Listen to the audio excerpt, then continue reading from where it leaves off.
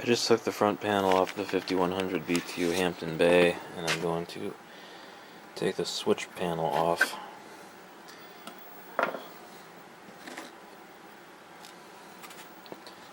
Alright, and there we can see, I think that's what's causing the problem. There's a piece of metal on here that's supposed to be inside of the switch knob, and that's kind of jammed in there. That's probably making it hard to turn, so I'm going to get that off of there, and hopefully we'll be able to find a decent knob for this. I got a neighbor who has the ability to 3D print stuff, so if I can find the knob that I had on here the last time, then we might be able to do that. But I'm going to take a pliers and get that metal off of there. Let me get some light over here so you can see this better. Yeah, that needs to come off of there.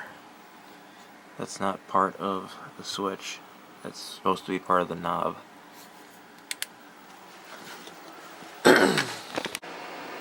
Alright, I got the piece out of there. That's what it looks like. I just use this pliers to take it out.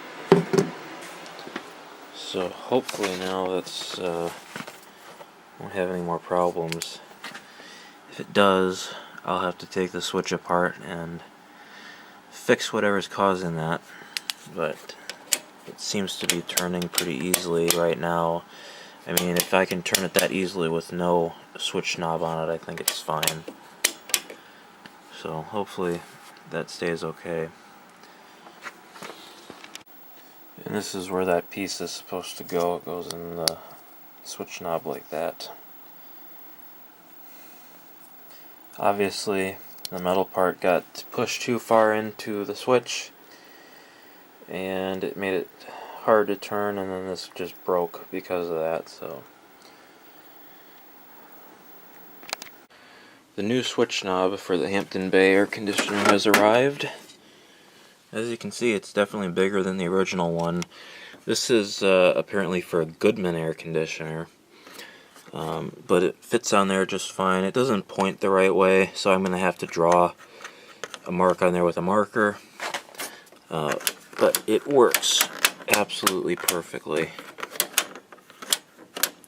And yeah, it does kind of cover up the labels on there, but it's working flawlessly now, so this will be great for next summer.